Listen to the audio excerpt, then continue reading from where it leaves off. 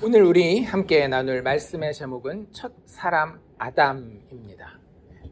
오늘부터 이제 새로운 시리즈가 쭉 시작될 거예요. 지금까지 우리 작년에는 뭘 했는가 하면 요한복음 뒷부분을 했었죠. 그래서 요한복음 13장부터 21장까지 무슨 책이었어요? 영광의 책이라고 되어 있는 부분을 다뤘었고요. 그리고 이제 12월 마지막에는 예수님의 오심, 성탄과 관련해서 대림절, 대강절이라고 말씀드렸죠. 그래서 그 기간 동안에는 마태, 마가, 누가, 요한복음에 나와 있는 예수님의 오심에 대한 애드벤트라고 해서 오심에 대한 이야기를 우리가 함께 나눴었고요. 1월 달에는 어디를 했었죠? 시편에 대해서 했었죠. 그래서 시편 몇 편부터 시작했는가 하면 70편부터 시작해서 그 앞에 69편, 그렇죠? 그리고 그 뒤에 71, 그리고 그것과 관련이 있는 마지막 지난주에 40편까지 이렇게 4편을 4주 동안 1월 우리가 함께 살펴보았습니다.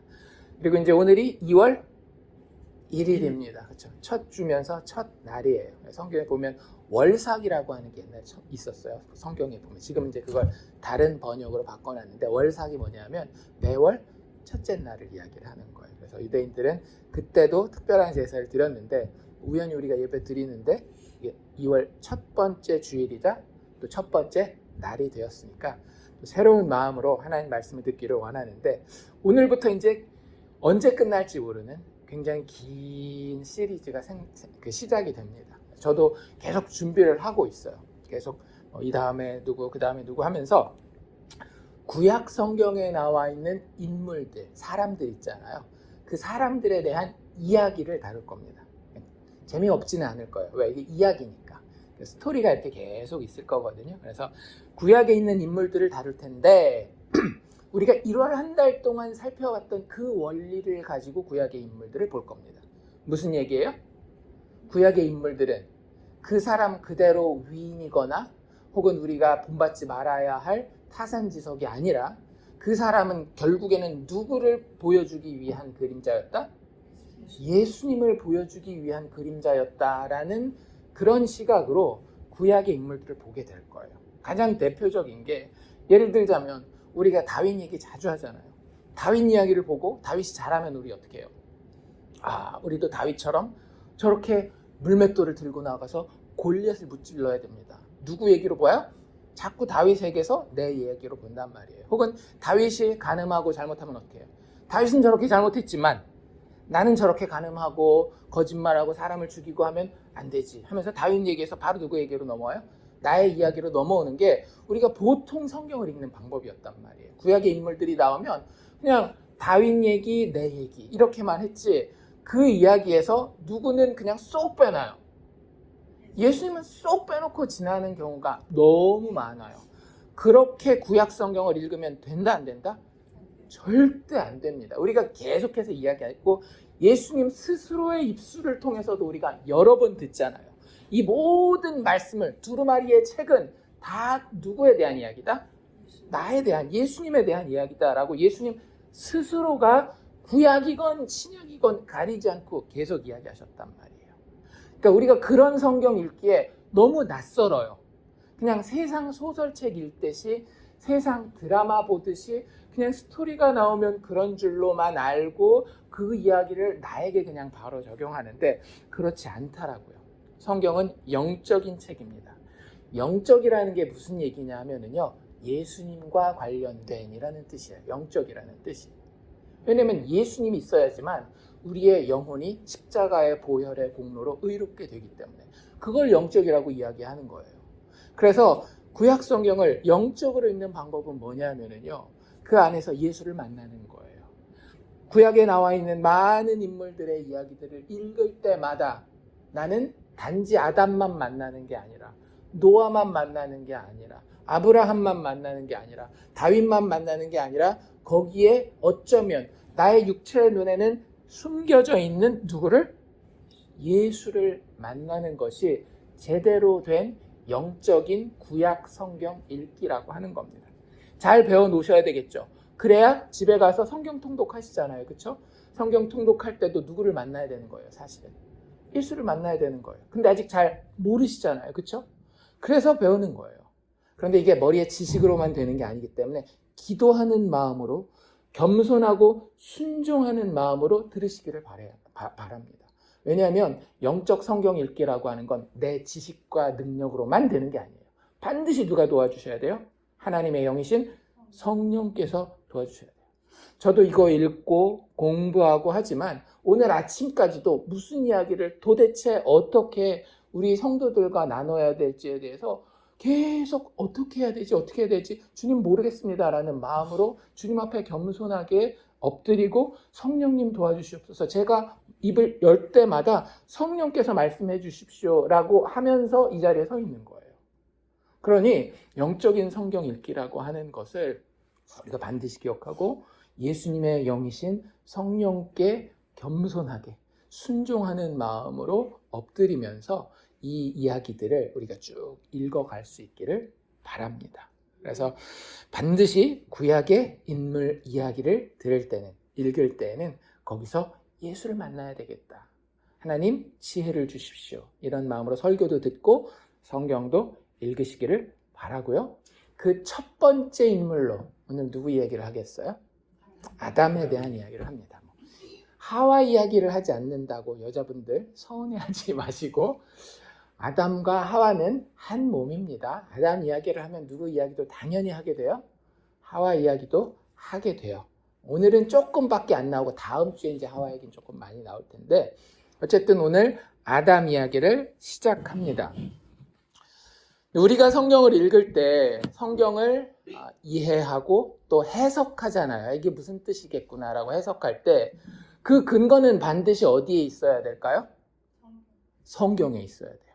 내 생각과 상상력과 다른 사람들이 얘기하는 대로 성경은 절대 읽는 게 아니에요. 성경은 무엇으로 푼다? 성경으로 푸는 거예요. 오늘 우리가 아담을 읽을 때에도 아담 이야기를 제대로 이야기하기 위해서는 어디를 통해서 이걸 풀어야 되는가 하면 성경을 통해서 풀어야 되는 거예요. 아담이라고 하는 인물이 성경에 여러 번 나오지는 않습니다. 성경에 되게 많이 나올 것 같잖아요. 첫 번째 사람이고 엄청 중요한 사람이고 이러니까. 근데 구약 성경에 아담 이야기는 창세기에 딱 한 번 나오고요. 나머지는 족보 이야기할 때 족보니까 아담 이야기가 이름이 나올 수밖에 없잖아요. 이야기가 나오지를 않아요.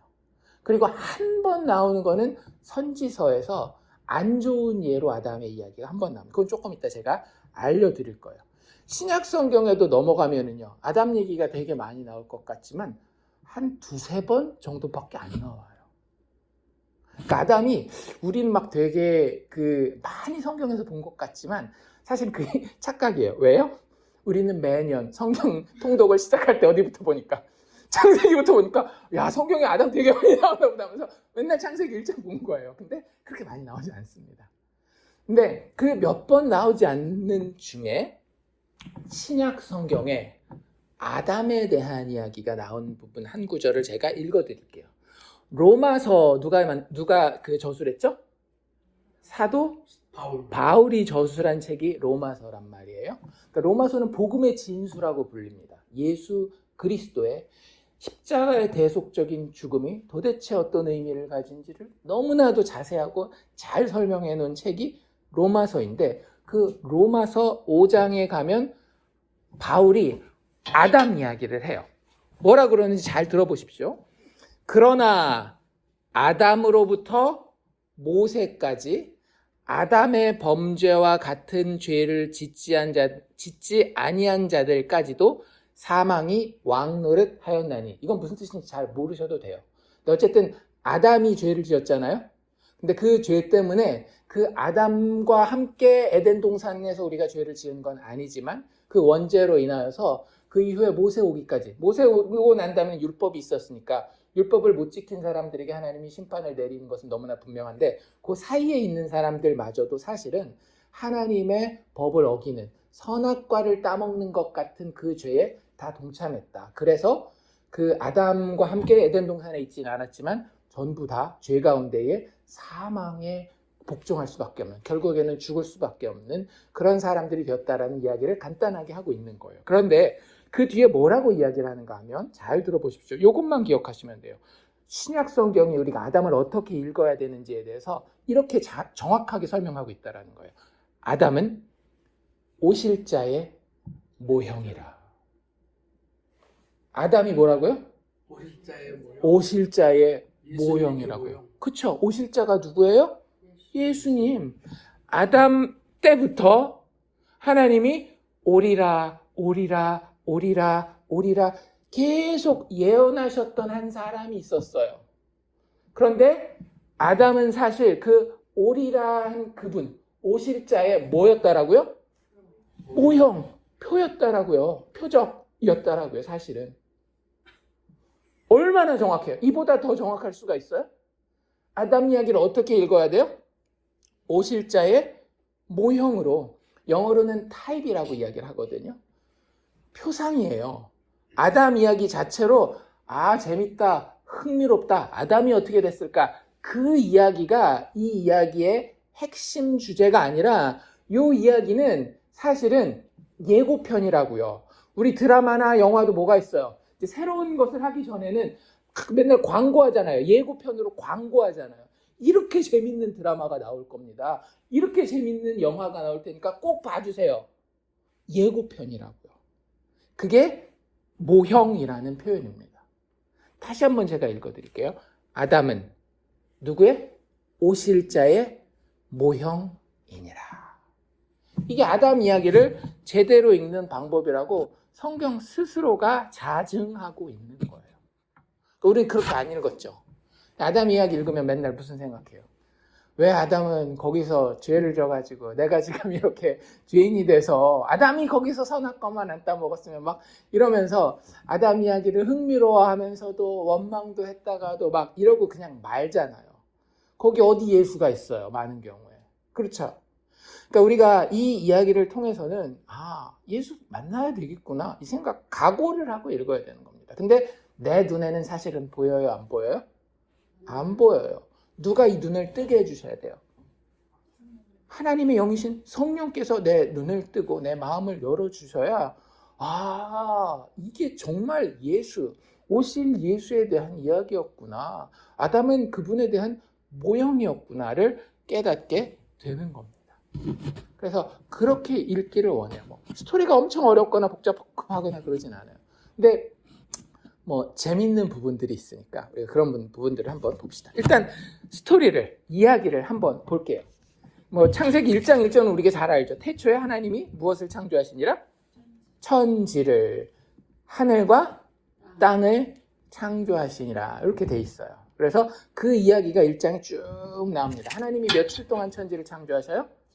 7일 동안. 근데 7일째는 하나님이 일을 쉬셨고, 실질적으로 뭐가 만들어지는 이야기는 며칠인가 하면 6일이 돼요. 그래서 창세기 1장 1절이 뭐라고요? 태초에 하나님이 천지를 창조하시니라. 이것만 알면 제 팁을 드리는 겁니다. 6일 동안 뭐가 어떻게 만들어졌는지 금방 외울 수 있어요. 얼마나 꿀팁입니까? 그렇죠? 하나님이 첫째 날 만들어 놓으신 것만 우리는 알면 돼요. 첫째 날 뭘 만드셨죠? 빛이 있으라라고 얘기해요. 하늘보다도 먼저 만드는 게 있는 게 이게 좀 신기한 거예요. 왜냐하면 요한복음 1장에도 태초에 말씀이 계시니라라고 하면서 이 창세기를 이렇게 오마주 한다라 그러죠. 비슷하게 끌고 가잖아요. 이게 더 실체예요. 요한복음 더 실체인데, 요한복음에서도 태초에 말씀이 계시니라 하면서 그 말씀을 세상에 빛이라고 이야기를 해요. 그래서 빛이 굉장히 중요합니다. 여러분들 빛이 얼마나 중요하냐면요, 우리 눈이 와보니까 알겠어요. 눈이 아무리 꽝꽝 얼었어도, 심지어는 온도가 영하라 할지라도요, 빛이 비치면 눈이 어떻던가요? 슬슬 녹더라고요. 저도 되게 걱정했거든요. 지난 주일날 그렇게 눈이 왔잖아요. 일주일이 지났는데 일주일 내내 다 영하였단 말이에요. 낮이건 밤이건. 눈 안 녹으면 어떡하지, 안 녹으면 어떡하지. 그리고 앞에다가 이렇게 막 뿌려놓으면 소금으로 뿌리고는 가지만, 그거보다 더 많이 이렇게 눈이 가라앉고 녹고 하는 건 뭐였는가 하면 결국에는 빛이었어요. 모든 생명의 근원이요, 모든 잘못된 것들을 무너뜨리는 것이 빛이거든요. 그래서 처음 창조하시는 것이 상징성을 가지고 하나님 뭘 창조하시는가 하면 빛을 창조하십니다. 그 다음에는 방금 얘기하신 것처럼 태초에 하나님이 천지를 창조하셨다라 그랬죠. 하늘과 땅을 창조하셨다 그랬죠. 그렇게 돼요. 첫날 빛을 창조하시고 둘째 날 뭘 창조하셔요? 하늘을 창조하셔요. 그 전에는 막 무질서하게 이렇게 막 물 막 이런 것들이 있었는데 하나님이 위의 물과 아래 물로 나누면서 그 사이를 뭐라고? 궁창, 즉 하늘이라고 부르시면서 창조하십니다. 뭘 먼저 창조하셨다라고요? 하늘. 빛을 만드신 다음에는 하늘을 만드시는 거예요. 그러면 천지를 창조하셨으니까 3일째는 뭔지 알았다. 뭐예요? 땅이겠죠. 천지니까. 요거는 충분히 외우실 수 있습니다.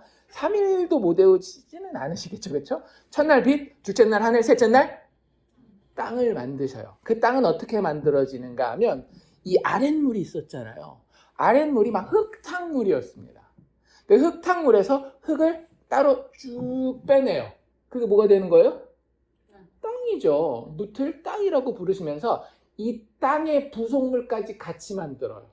뭐냐면 식물들을 같이 만듭니다. 3일 동안 어렵지 않으시죠? 첫째 날 빛, 둘째 날 하늘, 윗물과 아랫물로 나누면서 그 안에 하늘 만드셨고 3일째가 땅. 그래서 그 아랫물에서 묻이 드러나서 그걸 땅이라고 부르시면서 거기에 부속물로 뭐까지? 식물까지 이렇게 자라게 하셨다라고 하는 거예요. 이거는 어렵지 않으시죠? 근데 이게 참 재밌어요. 하나님은 질서의 하나님이라고 하는 게 이게 뭘 만든 거냐면 구조를 만드는 거예요. 어떤 틀을 만드는 거예요. 틀을 먼저 만들어야 그 안에다가 장식품들을 집어넣을 수 있잖아요. 마찬가지지 않나요? 여러분들 그림 같은 거 그리거나 청소 같은 거 할 때 그냥 막 하면 이게 일이 잘 안 됩니다. 제가 팁을 하나 알려드릴게요. 그 그림 바탕을 칠할 때는요, 항상 옆에부터 이렇게 딱 틀을 칠해놓고 그 다음에 그 가운데를 칠하는 거예요. 청소할 때도 마찬가지죠. 그냥 막 아무 데나 하면 내가 어디 있는지 잘 몰라요. 내가 청소할 영역을 딱 정해놓고 가장자리 쫙 밀고 그 다음에 샥샥샥 밀면 잘 되는 것처럼 하나님이 첫째 날, 둘째 날, 셋째 날은 그 틀을, 프레임을, 구조를 만들어 놓으신 거예요. 나머지 3일은요, 앞에 했던 요 순서 있잖아요. 거기다가 디테일들을, 세부사항들을, 장식물들을 하나씩 얻는 겁니다. 그래서 첫째 날, 둘째 날, 셋째 날 다음에 몇째 날이 돼요? 넷째 날이 되겠죠. 요 넷째 날 빛과 관련된 장식품들 딱 만들어요. 뭐랑 뭘까요? 해와 달과 별을 몇째 날 만든다? 넷째 날 만든다라는 거예요. 어렵지 않으시죠? 빛과 관련된 거 해와 달과 별을 넷째 날 만드시는 거예요. 첫째 날 구조, 그 틀을 딱 만드셨으니까 이 3일 후에 넷째 날 거기 들어가는 장식품들, 해와 달과 별을 만드시는 거예요. 둘째 날 뭘 만드셨다라고요? 하늘. 천지니까 하늘천을 만들었단 말이에요. 궁창을 만들었는데 이 하늘에는 그럼 뭐가 있으면 되겠어요? 새가 있으면 되겠죠. 그래서 새를 그날 만드셔요. 그리고 보너스로 새랑 비슷하게 물고기까지 만드셔요. 그래서 물고기까지 이렇게 하나님이 만드시는 게 이 다섯째 날이에요. 그러니까 아직 짐승은 안 나왔습니다. 짐승은 언제 나올 거예요? 셋째 날과 만나는 여섯째 날 만드실 거거든요. 그래서 그 첫째 날과 만나는 넷째 날에는 해와 달과 별, 둘째 날과 만나는 다섯째 날에는 공중의 새와 바다의 물고기, 그 다음에 마지막 셋째 날과 연결되는 여섯째 날에는 땅이랑 연결되는 짐승들, 각종 짐승들과 그 짐승들과 비슷하게 만들어졌지만 전혀 다른 존재를 하나 더 만드시죠. 하나님의 모든 창조의 클라이맥스, 최절정, 사람을 만드셔요. 그래서 그렇게 만드는 게 천지 창조의 흐름이에요. 이런 것들을 좀 아셔야 하나님이 어떻게 천지를 만드셨으며 왜 만드셨으며 거기서 사람은 특별히 이제 오늘 우리 아담 얘기를 하니까 아담은 왜 어떻게 만든 것일까라는 그런 힌트를 좀 잘 얻을 수 있는 배경이 되는 겁니다. 그래서 그런 것들은 기억을 하십시오. 첫째 날, 둘째 날, 셋째 날 뭐라고요? 빛과 하늘과 땅. 거기는 이제 채우는 거는 알아서 채우십시오. 해와 달과 별, 공중의 새와 바다의 물고기, 그 다음에 땅의 짐승들과 사람. 그래서 각 날마다 하나님이 창조하시고 나서 보시기에 좋았더라. 보시기에 좋았더라. 그런데 마지막 날에는 누구를 창조해놓고? 사람을 창조해놓고 보시기에 심히 좋았더라. 참 좋았더라 라고 이야기를 해요. 자, 그러면 우리가 이제 이 3일 구조도 있지만 결국 1일에서 6일까지 쭉 흘러가면서 점점 뭐를 향해서 가고 있는 거예요?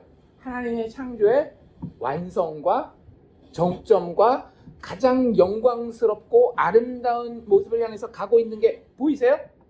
좋아 하다가 맨 마지막에 진짜 좋아 이렇게 얘기를 하는 걸 보면 하나님이 그 마지막을 참 아꼈다라고 생각되는 거예요. 실질적으로 보면은요, 만약에 사람을 첫째 날 만들었으면 어떻게 됐을까요? 바로 죽었을 겁니다. 왜요? 빛도 없고 먹을 것도 없고 뭐 어디 발 딛고 설 땅도 없잖아요.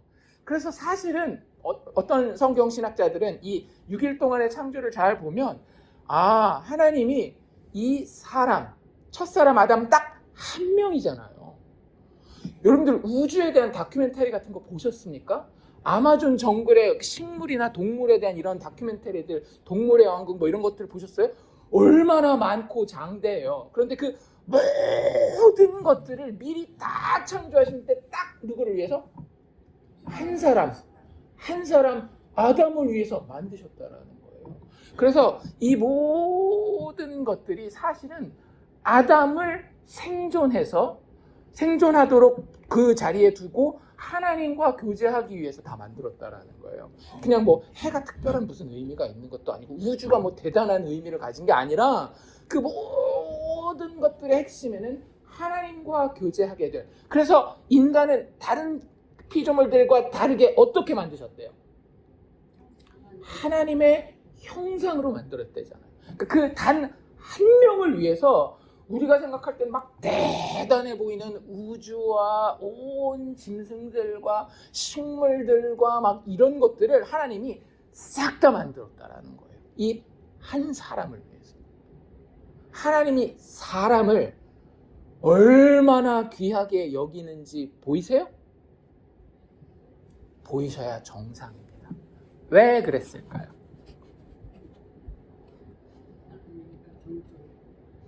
하나님과 동등하게 만들기 위해서. 맞아요. 하나님과 교제한다는 것은 하나님과 같은 존재. 물론 우리가 하나님이라는 얘기는 아니지만 하나님과 교제할 수 있다라고 하는 것은 하나님의 아들이 되는 거예요. 아들이 된다라고 하는 것은 그 아버지와 동일 본질이라는 거예요. 본질상 똑같은 존재가 아들 아닙니까? 사람이 짐승을 낳을 수 있어요? 없어요? 없어요. 하나님이 우리를 아들이라고 부를 때는 우리를 신의 아들로 하나님과 피조물이란 그게 바뀌는 건 아니지만 동일한 성품을 가진 존재로 만드시겠다라는 거예요. 근데 그것보다도 한 단계 더 뒤로 물러가서 생각해 보면요, 하나님은 이미 온 우주를 만들기 전에 6일이 되기 전에 첫 번째 날이 시작도 되기 전에 사람에 대해서 알고 있었어요. 아셨습니까? 사람을 만들기도 전에 창세기 1장 1절이 태초에 하나님이 천지를 창조하시니라 라고 창조를 시작하시기도 전에 하나님은 사람을 알았다 몰랐다? 알았어요. 근데 그 사람이 하나님 보시기에 너무 좋았어요. 그 사람은요, 완벽한 사람이었어요. 참 사람이었습니다. 그 사람은 하나님과 영원 전부터 한 번도 떨어져 본 적이 없고요. 하나님의 모든 성품을 그대로 가지고 계셨어요. 그래서 그 사람과 그 참 사람과 하나님 사이에는 어떤 약속이나 법이 필요가 없었어요. 왜? 하나님의 마음이 이 사람의 마음이었으니까. 그리고 하나님은 이 사람을 뭐라고 불렀는가 하면 아들이라고 불렀습니다. 그럼 제가 힌트 다 드렸습니다. 이 참 사람은 누구예요? 예수님이에요. 아들 예수님이에요. 아들 예수님은 하나님이시죠? 우리가 삼위일체 하나님이라고 이야기하잖아요. 하나님은 천지 창조 이전에, 태초보다도 그 이전에 이미 계셨던 분인 거 아시죠? 만들어진 분이 아니라 만들어지기 이전부터 그냥 홀로 영존하시는 분이 하나님이에요. 그런데 우리가 아는 방식으로 그분은 존재하시지 아니하시고 신비 가운데에 성부와 성자와 성령이라고 하는 삼위일체의 존재로 영원 전부터 영원 후까지 계시는 분이라고 하는 겁니다. 그 안에서 아버지와 아들과 성령은 그 뜻의 불일치함이 전혀 존재하지 않아요. 아버지의 뜻은 곧 아들의 뜻이요, 아버지와 아들의 뜻은 곧 성령의 뜻이에요. 그들 사이에는 계약이라든지 율법이 전혀 필요하지 않아요. 왜냐하면 그들 자체가 한 분이시기 때문에. 무슨 얘기신지 아시겠죠? 그런데 그 각 위격은 자신들이 맡은 역할들이 다릅니다. 아버지는 계획하시고 아들은 실천하시며 성령은 적용하시는 거예요. 우리가 다 이해하지 못해도 그냥 그 정도만 아셔도 됩니다. 세 분이 한 하나님이시지만 그 안에 세 위격을 가지고 각각 다른 역할을 하시며 각각 다른 모양으로 역사 가운데 자기 자신을 드러내십니다. 특별히 아들은 이 역사 가운데에 천지가 창조되고 난 이후에 자신을 어떻게 드러내시는가 하면 육체를 가진 존재로 드러내시기 마련이에요. 그게 하나님의 계획이셨으며 하나님의 영원 전부터 가지고 있었던 속성이에요. 그렇기 때문에 천지가 창조되기도 전에 사실은 하나님은 누구에 대해서 알고 있었는가 하면 참 사람에 대해서 알고 있었어요. 그러니까 아담은 하나님이 얘를 어떻게 만들까? 흙으로 만들었다고 여기 나오잖아요. 그러니까 흙을 가지고 빚으면서 머리는 어떻게 만들까? 코는 어떻게 만들까? 얘한테 이제 나중에 보면 생기를 부어 넣으셨다라고 그랬잖아요. 영을 부어 넣는 거거든요. 하나님의 성령을 그에게 묻는 것인데 그런 모든 과정에서 어떻게 만들지를 몰라서 만들면서 막 생각해보고 계획을 새로 세우고 그러지 않으셔요. 왜냐하면 하나님에게는 오리지널 설계도가 있었으니까. 원본 설계도, 인간에 대한 원본 설계도가 있었어요. 누구요? 성자 예수. 그분이 이미 삼위일체 존재 가운데에 들어있었던 거예요. 근데 이 삼위일체 하나님의 존재가 어떤 존재인가 하면 서로 교만하고 자랑하고 다투는 존재가 아니라 서로 겸손하고 높여주고 서로가 서로에게 영광을 전하고 서로가 서로를 너무나 사랑하고 서로가 서로를 위해서 희생하는 그런 존재가 삼위일체 하나님이거든요. 그러니까 그 성품이 어떻게 되는 거예요? 충만해서 흘러 넘치는 거예요. 여러분, 창조가 무슨 행위라고 생각하십니까? 하나님이 심심해서 취미생활 한번 해봐야 되겠다. 나 이제 은퇴도 했고 했으니 남자분들 같은 경우는 뭐 목공일 같은 거 하는 거 취미생활 할 수도 있고 여자분들 같은 경우는 바느질이나 재봉틀하는 거 취미생활로 할 수 있잖아요. 하나님이 영원히 지내다 보니까 심심해서 취미생활로 창조를 했다라고 생각하면 천만의 말씀입니다. 하나님이라는 존재는 창조를 할 수밖에 없는 존재예요. 왜요? 그 안에 삼위일체가 가지고 있는 그 사랑과 은혜와 풍성함이 자기의 존재를 넘어서 표출될 수밖에 없는 그렇게 놀라운 존재이기 때문에 창조는 그런 행위입니다. 그런데 그 표출이 어떤 식으로 드러났는가 하면 자기 안에 이미 알고 있었던 존재를 밖으로 표현하는 형식으로 드러난 거예요.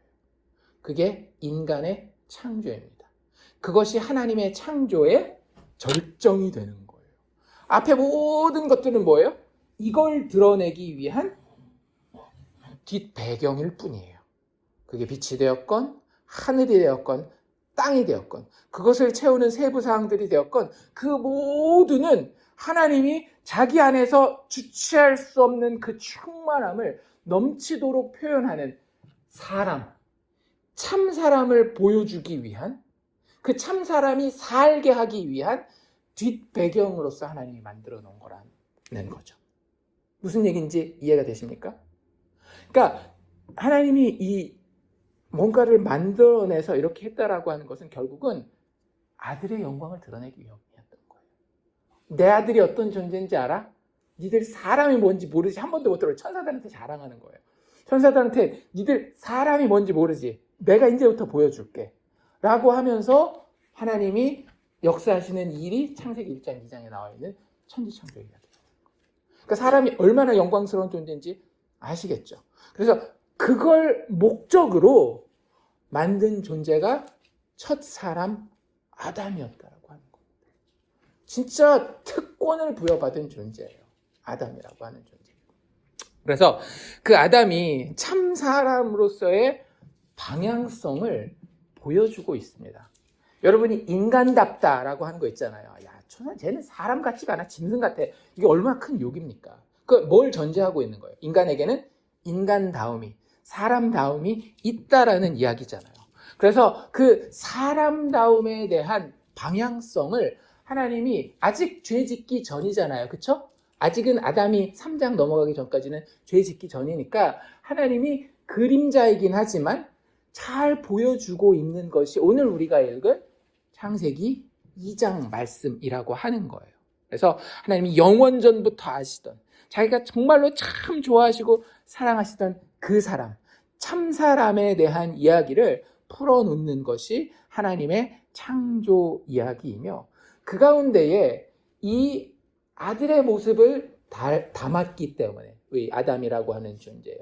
하나님은 자기가 원래 아들 예수와 함께 하던 일을 누구와 하기를 원하셨는가 하면 이 아담이라고 하는 첫 사람과 하기를 원하셨다라고 하는 거예요. 그게 뭐냐면요. 우리가 보통 이걸 조금 어려운 말로 공동통치라고 이야기를 하거든요. 왜? 하나님은 다스리는 존재이시니까. 다스리는 존재라서 공동통치를 하긴 하는데 그 공동통치가 어떻게 보면 막 되게 정치적인 용어처럼 들려요. 막 대통령이나 돼야 되고 국회의원이나 돼야 되고 막 그래서 막 통치하고 이런 것처럼 들리는데 통치라고 하는 행위는요. 그냥 하나님이라는 존재 자체가 자신을 표현하는 행위인데 공동통치는 뭐냐면 그냥 그걸 누군가랑 같이 하고 싶은 거예요. 잘 생각해 보세요. 혼자서 뭐 하는 거 재미있어요? 없어요? 밥도 혼자 먹으면 더럽게 맛이 없어요. 어떻게 먹어야 맛있어요? 같이 먹어야 맛있어요. 라면 하나 밥 한 숟가락에다가 간장만 비벼서 먹더라도 같이 먹으면 맛이 있단 말이에요. 그게 성경에서 이야기하는 아담을 창조할 때 하나님이 원래 원하셨던 공동통치의 개념인 겁니다. 하나님 뭘 하든지 누구랑 같이 하고 싶으신 거예요? 사람이랑 같이 하고 싶은 거예요. 원래 참 사람이던 예수가 하나님 아버지 안에서 삼위일체의 섭리 가운데 신비 가운데 늘 하던 그 행위를 이제는 그 사랑이 흘러 넘쳐서 창조라는 행위를 통해서 사람을 만들어 놓았는데 그 사람이랑 같이 하기를 원하셨다라고 하는 거예요. 같이 하자. 나 너 참 좋다. 그렇게 하는 것이 하나님 여기 보여주시는 모습인데 그래서 그 참 사람의 모습은 어떤 모습이어야 하는지를 여기 잘 담고 있어요. 그리고 그건 사실 누구의 모습이에요? 예수의 모습이며 예수와 연합하게 되는 그리스도인들의 모습이어야 하는 거예요. 그 부분이 빌립보서 나중에 저희가 보죠. 그건 지금 시간이 많이 지났으니까 이따가 식사하면서 그 부분은 저희가 같이 다루도록 하죠. 빌립보서 2장에 나와 있죠. 자, 우리가 참 사람의 모습의 방향성을 첫 번째로 볼 수 있는 건 뭐냐면 그 1장 26절과 27절에 나와 있는 이런 표현이 있어요. 물론 26절, 27절 다 나와 있는데 그걸 간단하게 이야기하면 하나님의 형상대로 사람을 창조하셨다라고 이야기를 합니다. 아까부터 제가 계속 말씀드린 내용이죠. 그래서 하나님이 원하는 사람은 반드시 누구의 형상을 가지고 있어야 돼요? 하나님의 형상. 하나님의 형상을 가지고 있어야 됩니다. 이 형상이 그 여러 가지 표현으로 쓰일 수 있는데 아이콘 혹은 다른 말로 좀 변형해서 비슷한 용어 개념을 가지고 오면 아이돌이라고 하는 표현을 가지고 있어요. 아이돌이라는 표현을 나이가 많이 드시면 못 들을 수도 있는데, 아이돌이 뭐냐면 그 젊은 그룹들 있잖아요. 유명한 가수들. 걔네를 아이돌 그룹이라고 이야기를 하거든요. 근데 원래 이 아이돌은 무슨 뜻인가 하면 우상이라는 뜻이에요. 우상 그룹을 애들이 막 섬기고 있죠. 가서 막 박수 치고 깍깍깍 막 이러고 있는 거예요. 텔레비전에 보면. 근데 자기가 왜 거기 가서 막 박수 치고 막 소리 지르고 자기 돈 써가면서 앨범 사고 그럴까요? 그 사람 닮고 싶어서. 그 사람의 형상을 내가 닮고 싶은 거예요. 여러분들, 우리가 왜 그렇게 돈 걱정하고 부자들 부러워해요? 닮고 싶어서 그런 거 아닙니까? 나도 저 사람처럼 은행에 통장이 좀 빵빵했으면 좋겠다. 그런데 그거 다 죄악된 세상이 우리를 속이고 있는 거예요. 우리는 그런 형상들을 우상으로 삼도록 지어지지 않았습니다. 오직 누구만 바라보도록? 하나님 한 분만 바라보도록. 아버지 한 분만 바라보도록 지음을 받았어요. 하나님의 형상. 왜? 원래 참 사람이셨던 예수는 늘 누구만 바라봤기 때문에? 아버지만 바라봤기 때문에. 아버지의 형상이 바로 예수님의 형상 그 자체였어요.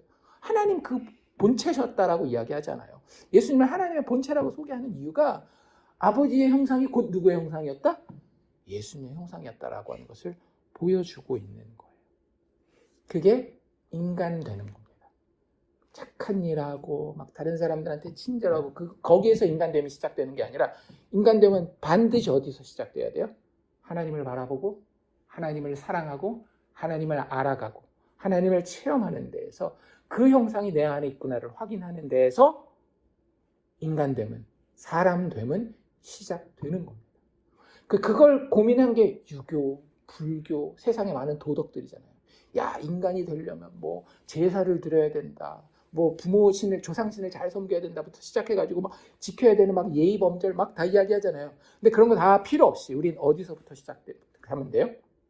예수 그리스도를 통해 드러난 성경의 하나님의 형상을 바라보는 데에서, 그것을 알고 그것을 묵상하고 그것을 즐기는 데에서 십자가가 이렇게 하나님을 드러내고 있구나, 그것을 통해서 사람은 사람다워지는 겁니다. 그래서 그게 첫 번째 아담에게 드러나는 아주 중요한 인간된 모습인 거예요. 하나님의 형상을 닮았더라, 그대로 만들었더라 하나님이. 그래서 하나님이 우리를 뭐라고 부르실 수 있는가 하면 인간들을 하나님의 아들이라고 부르실 수 있는 거예요. 왜? 자신의 형상을 닮았으니까. 자식은 누구를 닮는 거예요? 부모를 닮으니까. 원래 참 사람 예수는 하나님이랑 완전 거의 판박이었다니까요. 완전 판박이었어요. 그 본체 자체. 근데 그 예수에게 연합한 모든 하나님의 진짜 사람들도 그 모습을 닮아가게 돼 있다라고 이야기하는 거죠. 하나님의 성품이 넘쳐나서 우리에게 임했을 때에 그 하나님의 존재가 우리에게 비춰질 때 비로소 그를 사람이라고 이야기하는 거예요. 아담은 그렇게 만들어졌어요.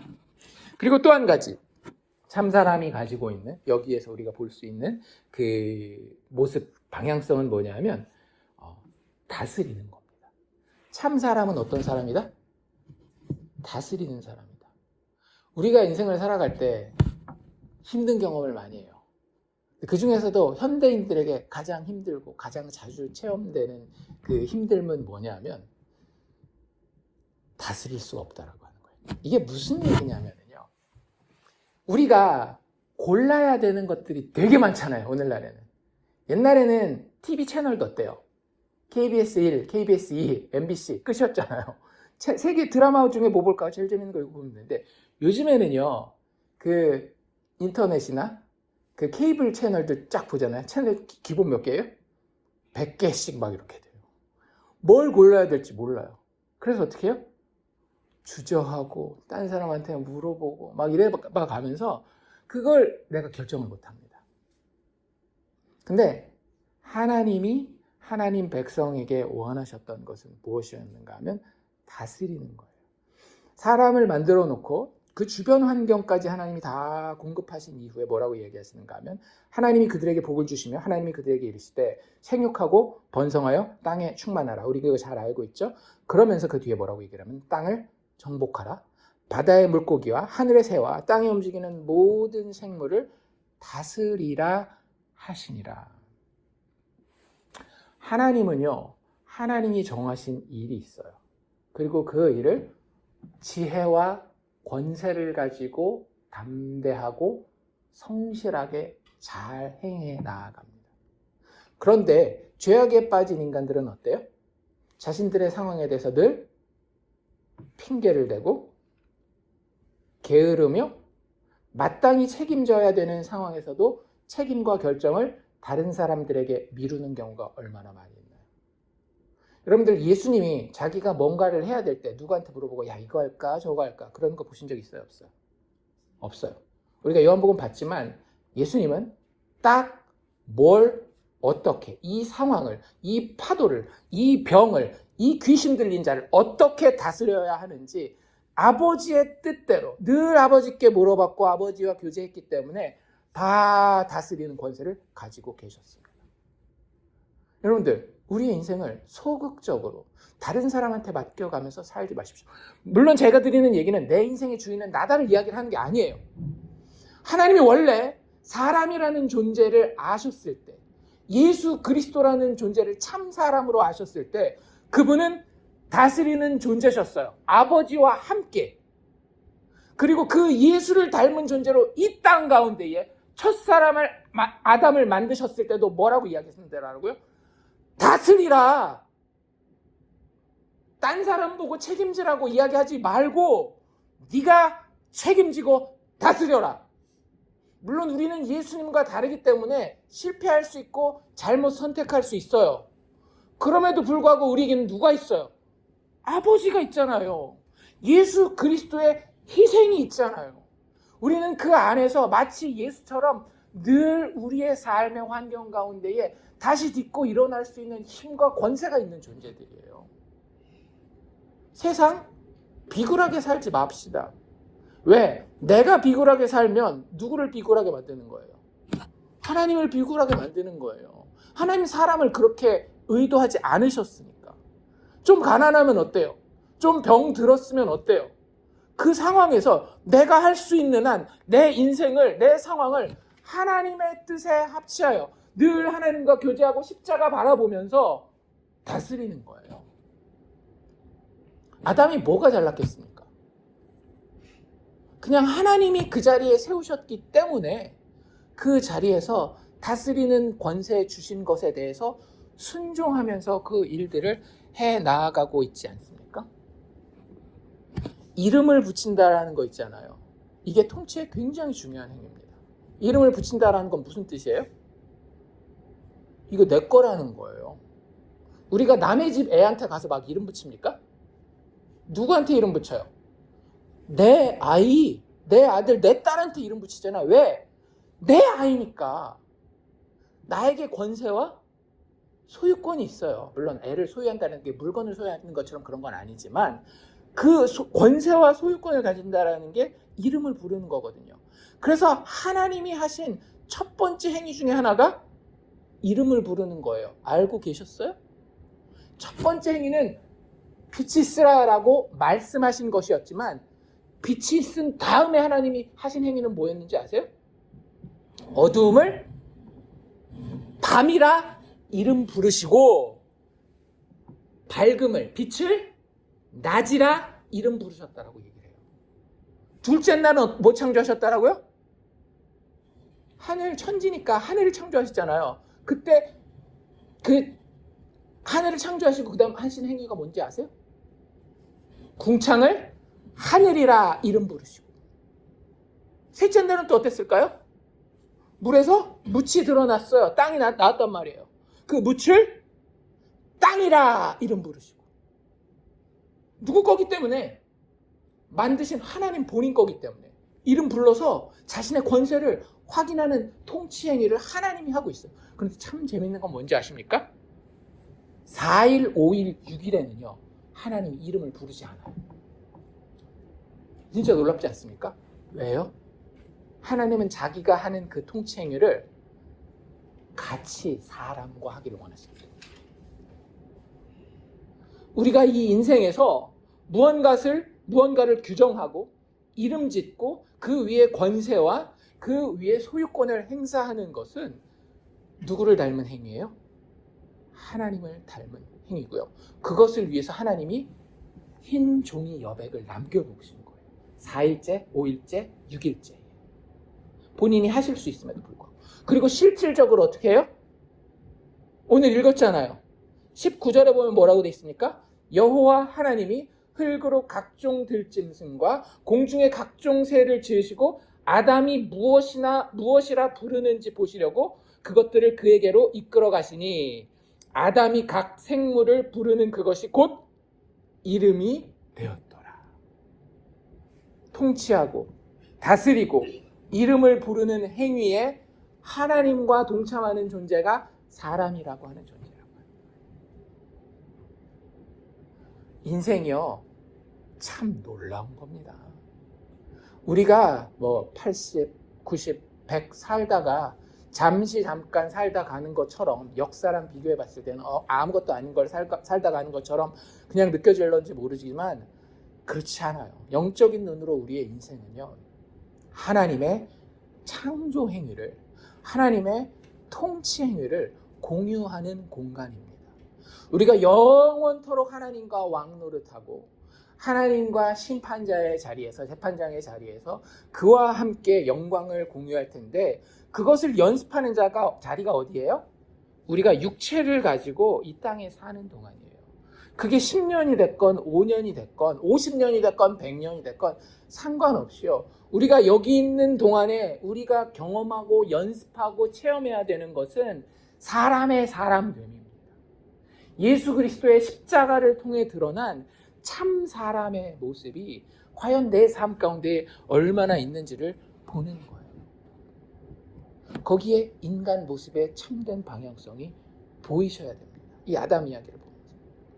또 한 가지 우리가 볼 수 있는 내용은 뭐냐면요, 7절 우리가 읽은 첫 번째 절이죠. 7절에 뭐라고 되어 있는가 하면 여호와 하나님이 땅의 흙으로 사람을 지으시고, 뭐 여기까지는 그렇게 특별하지 않은 것 같아요. 그 뒤에 보면 각종 들짐승과 새들도 흙으로 지으셨다라고 얘기했으니까. 근데 그 다음에 인간에게만 아주 독특한 이야기가 나오죠.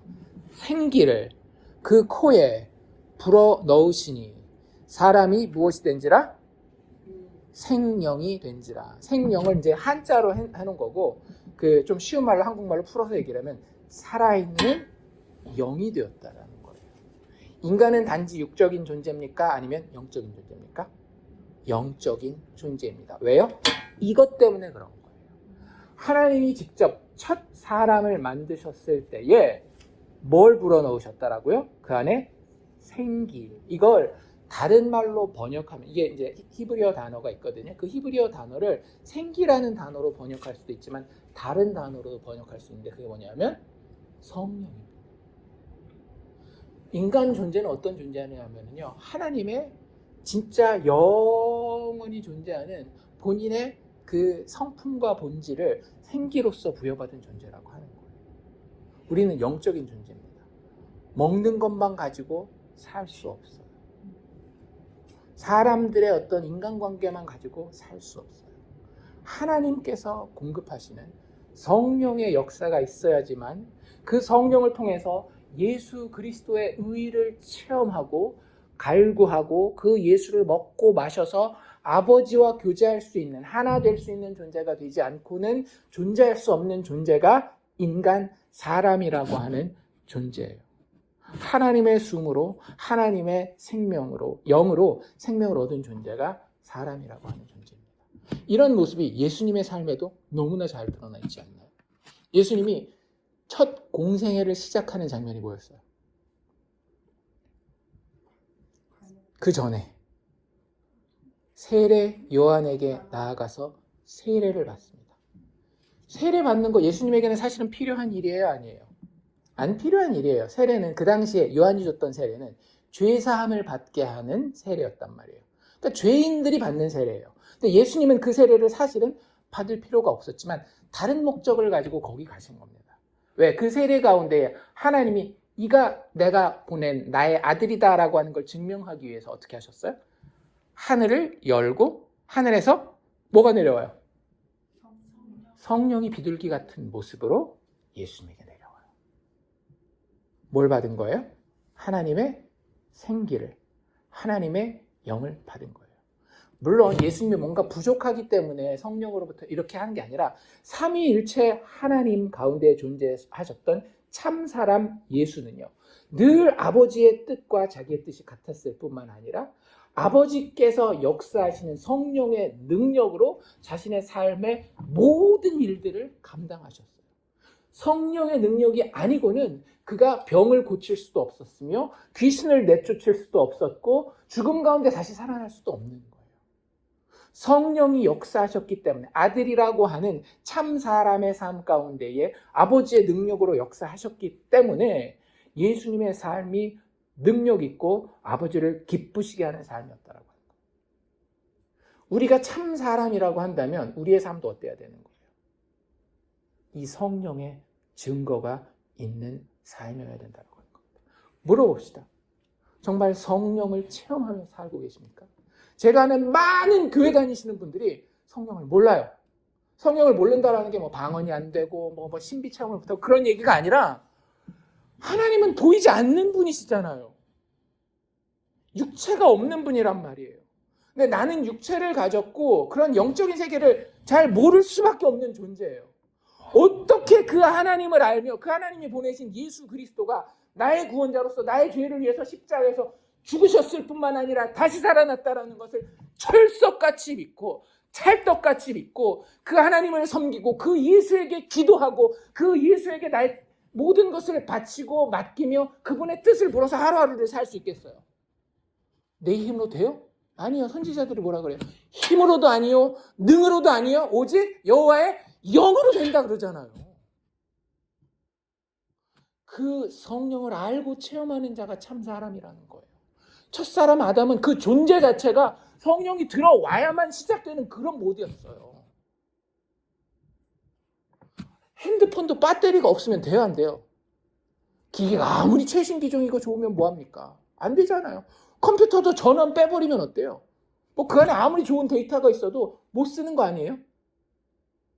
능력이 있어야 되는데 첫사람 아담은 하나님으로부터 그 능력을, 하나님의 생기, 하나님의 영을 받은 거예요.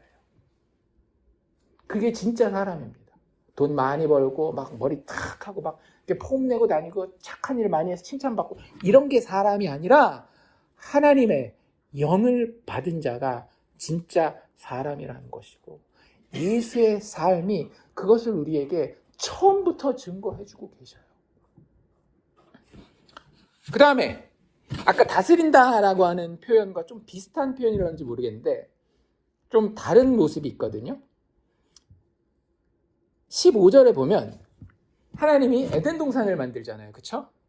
그 이제 천지 창조의 기사가 1장과 2장에 2번 나옵니다. 그쵸? 1장은 1일차부터 6일차까지 이렇게 쭉 기록이 돼 있고, 2장 처음으로 넘어오면 7일에 이제 하나님 안식하셨다라는 이야기가 나온 다음에 2장 4절부터 그 6일째를 다시 한번 설명하는 이야기가 2장 4절부터예요. 6일째. 그러니까 사람 창조하신 이야기만 따로 떼어서 다시 자세히 설명하는 게 창세기 2장입니다.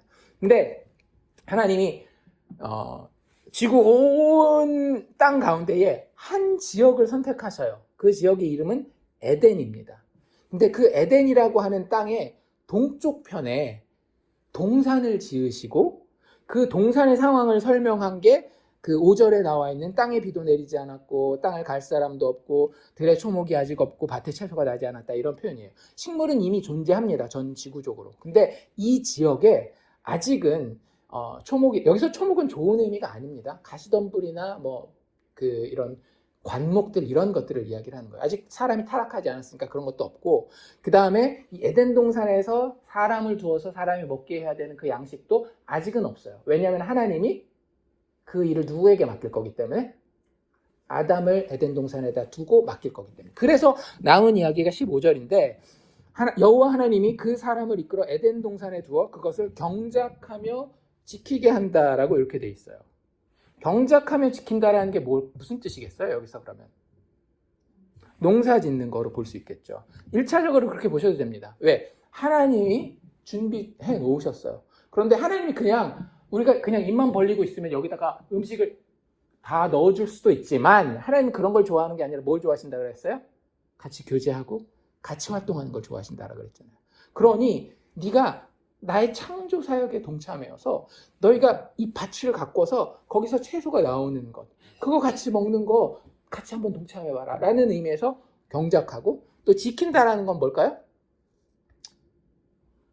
관리하라는 거죠. 아름답게 지저분하게 해놓고 사는 거 사람다운 게 아닌 겁니다.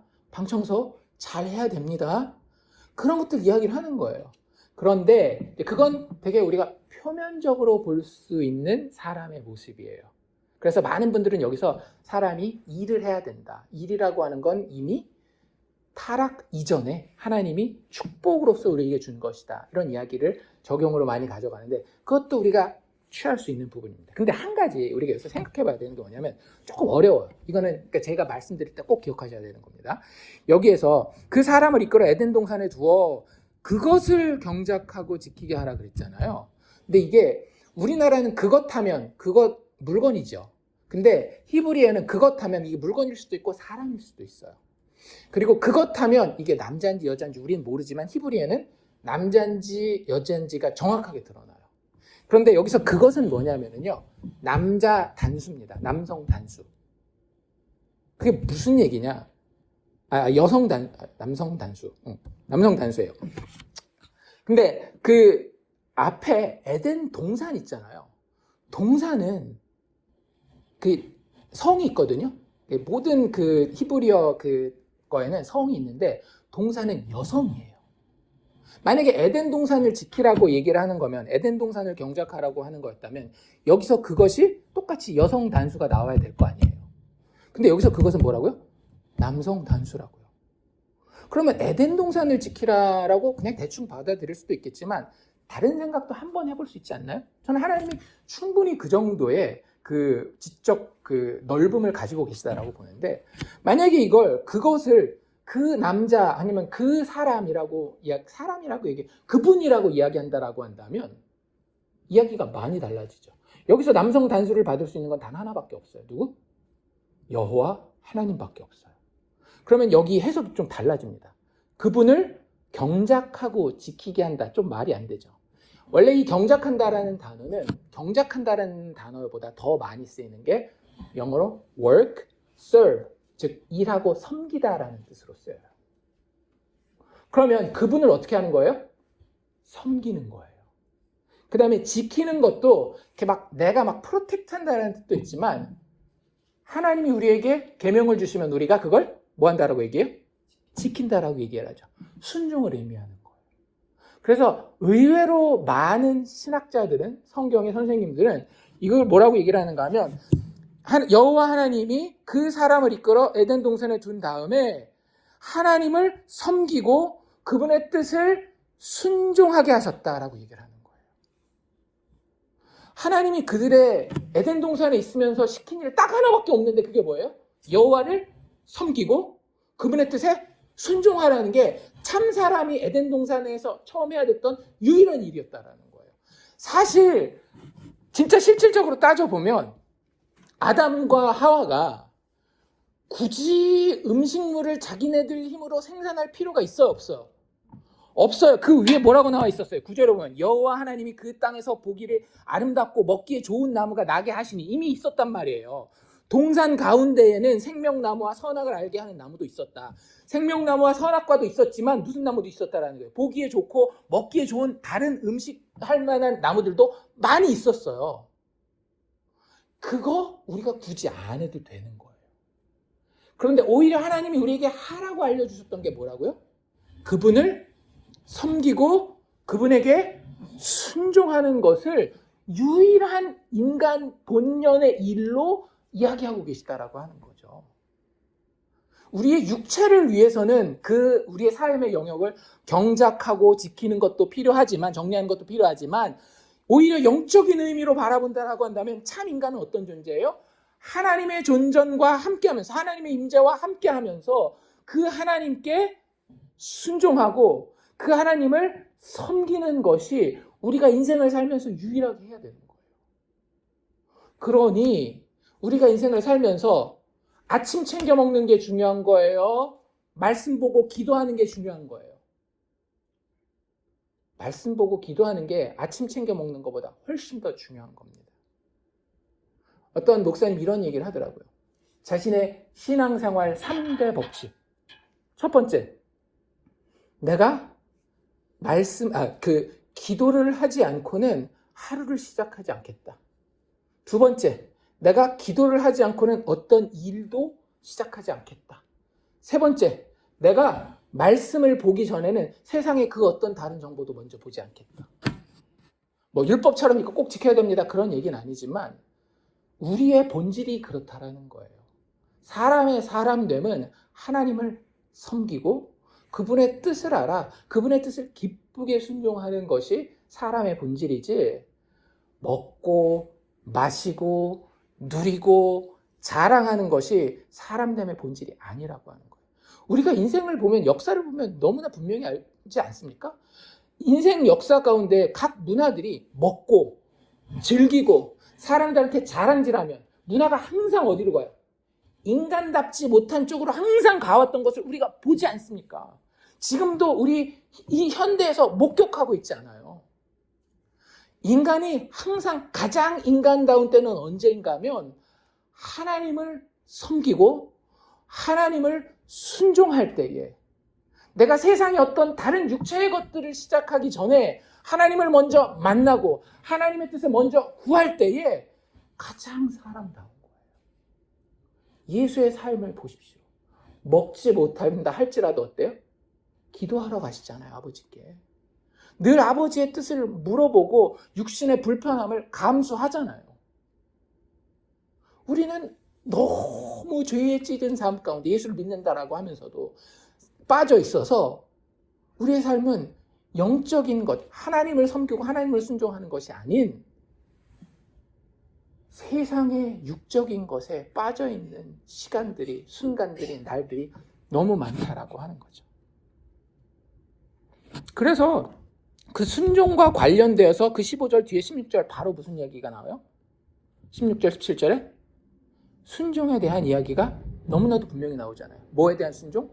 선악을 알게 하는 나무의 과실에 대한 순종. 여호와 하나님이 그 사람에게 명하여 이르시되, 명령이잖아요. 명령에는 반드시 뭐가 전제되는 거예요? 순종이 전제되는 겁니다. 명하여 이르시되 각종 동산 나무의 열매는 내가 임의로 다 먹어도 된다. 그런데 선악을 알게 하는 나무의 열매는 먹지 말라. 이유 불문하고, 하나님 여기 이유 설명해요, 안 해요?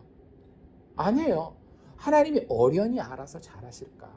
하나님은 선하신 분이니 우리가 신뢰할 수 있어요. 왜? 어떻게 신뢰할 수 있나요? 만약에 그게 궁금하시다면 십자가를 보십시오. 아버지의 뜻은 자격 없는 죄인들을 자신의 생명을 바쳐 구원하고자 하는 것이 아버지의 뜻이었으며 아들의 실천사항이었습니다. 그 아버지께서 선악을 알게 하는 나무의 열매는 먹지 말라. 내가 먹는 날에는 반드시 죽으리라 라고 이야기하고 계셔요. 원래 정상적인 아담은 어때야 되는 거예요? 이 아버지의 뜻과 같은 뜻을 아무 의심도 없이 품으면 되는 거예요. 주변의 환경이 어떻건, 누가 주변에 와서 꼬시건 말건, 뱀이 와서 꼬시건 말건 상관없이 그냥 아버지의 뜻이 내 뜻이면 안 되는 걸 막 순종하고, 그게 아니라 그냥 아버지가 싫어하는 건 안 하게 되겠죠. 그게 원래 참 사람의 모습이었어요. 예수님의 모습이 그 모습이었기 때문에 하나님은 그 모습을 생각하고 아담을 지금 그 자리에다가 만들어 놓고 계시는 거예요. 이런 사람이 바로 참 사람이며 그는 영원 가운데에 실존하셨고, 그리고 아담의 이야기에서 보여지는 것처럼, 예고된 것처럼 앞으로 오셔서 모든 인류의 대표가 되실 것이었습니다. 아담은 육체적 인류의 첫 사람이라고 한다면, 봐라, 육체적 인류에는 시조가 있지, 첫 번째 사람이 있지. 하나님이 진짜 하고 싶은 얘기는 뭐냐면 그런 것처럼 본편 얘기를 하고 싶은 거예요. 영적인 인류의 첫 사람이 있다. 모든 육체적 인류는 누구에게서 왔어요? 첫 사람, 한 사람, 아담에게서 온 것처럼 모든 영적인 인류는 첫 영적인 사람, 한 사람, 누구에게서? 예수에게서 온다라고 하는 것을 보여주기 위해 아담의 창조 이야기가 성경에 기록되어 있다라고 하는 거예요. 아담과는 전혀 다른 종류의 인류를 대표할 둘째 아담에 대해서 성경은 이렇게 이야기하고 있습니다. 고린도전서 15장 45절에 보면요, 기록된 바 첫 사람 아담은 생명이 되었다 함과 같이, 아까 봤죠? 우리 생명이 되는 거, 하나님이 생기를 불어넣으시니 살아있는 영이 되었다 함과 같이. 근데 그건 뭐래요? 예고편. 본편 뭐예요? 마지막 아담은 누구? 예수 그리스도. 마지막 아담은 살려주는 영이 되었다. 잘 생각해 보세요. 아담이 지금 이제 아담 때부터 지금까지 뭐 몇천 년인지 얼마나 됐는지 정확하게 모르지만 아주 오래전부터 모든 사람의 시초가 되어서 그들에게 한 일이 뭐예요?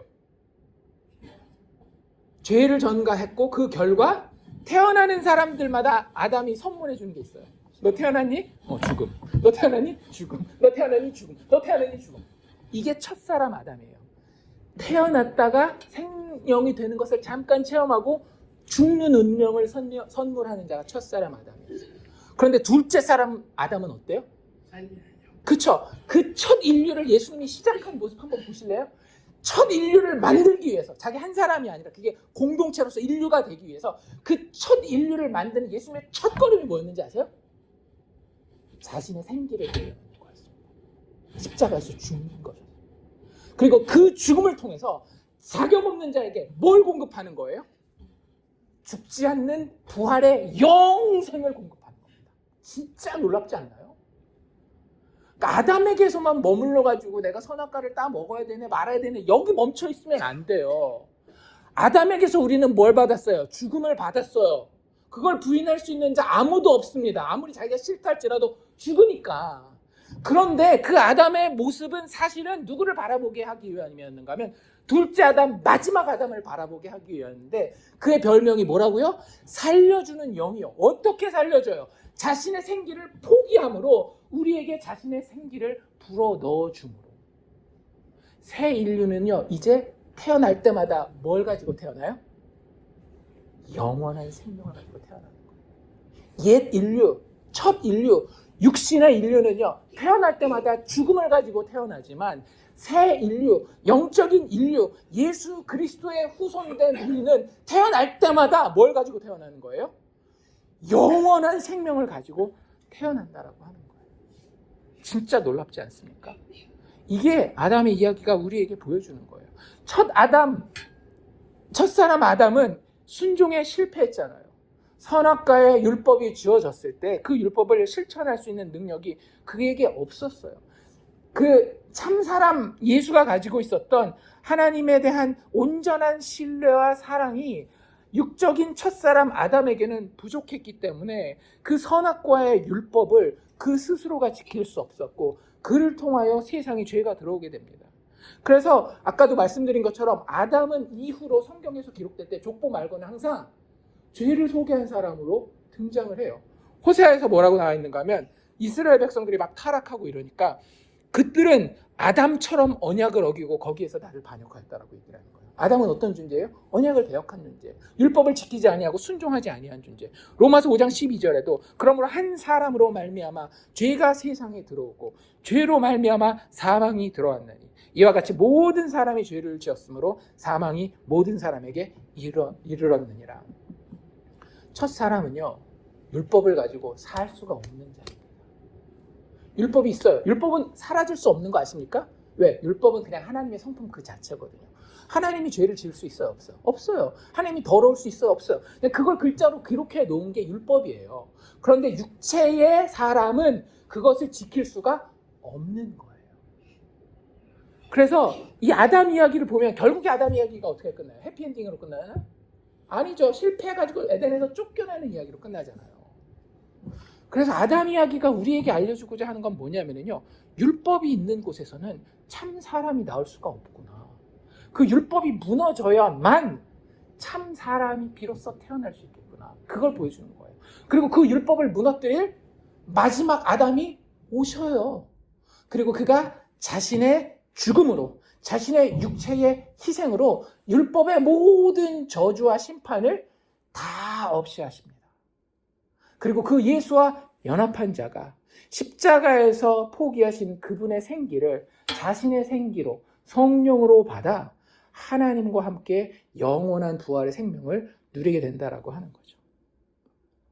마무리합시다. 아담의 자리에 있는 모든 사람은요, 여전히 육체와 함께 죽음을 향해 나아갈 수밖에 없습니다.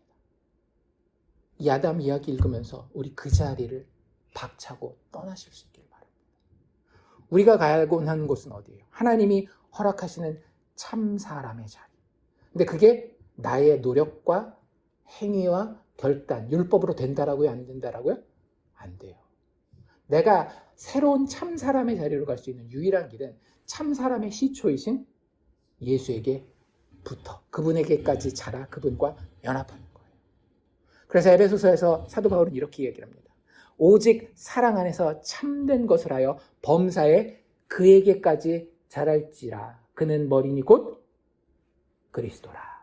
오직 너희의 심령이 새롭게 되어 하나님을 따라 의와 진리의 거룩함으로 지으심을 받은 새 사람을 입어라.